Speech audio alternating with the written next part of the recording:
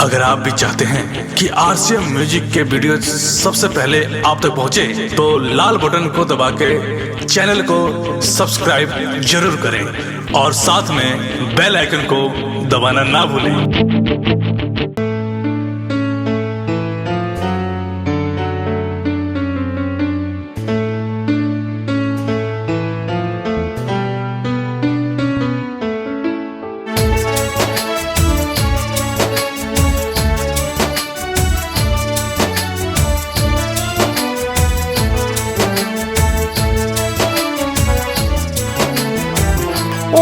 बेवफा तू एक बात आना, ओ बेवफा तू एक बात आना, यादों को पिया घाट तू ले जाना, यादों को पिया घाट तू ले जाना। मुश्किल है मुझको तुझको भुलाना, मुश्किल है मुझको तुझको भुलाना, यादों को पिया घाट तू ले जाना, यादों को पिया घाट तू ले जाना।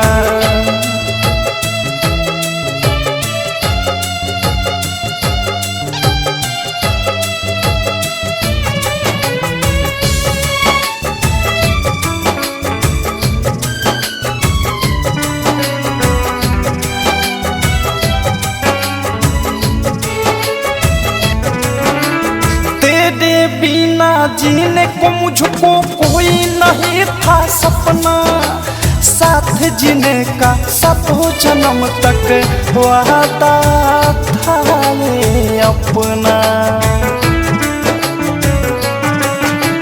तेरे बिना जीने का मुझको कोई नहीं था सपना, साथ जीने का सातों जन्म तक वादा था ये अपना।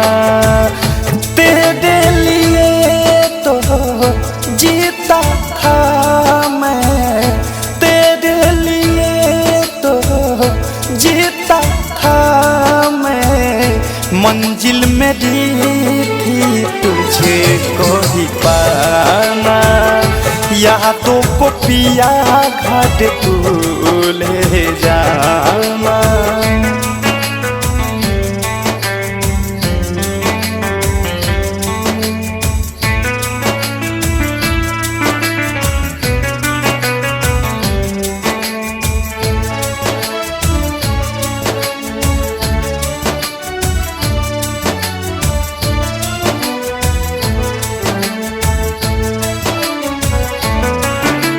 अवधेश प्रेमी समझ ना पाया, आई क्या मजबूरी कर बेवफाई, राइटर राकेश से हमसे बना ली दूरी।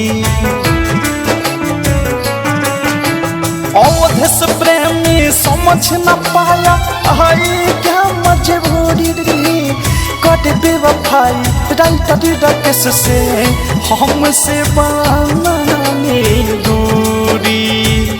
मनोज आदि अनुराग ने देखा, मनोज आदि अनुराग ने देखा, ओ बेवफा मैं था तेरा ही दीवाना, यादों को पिया घाट तू ले जाना।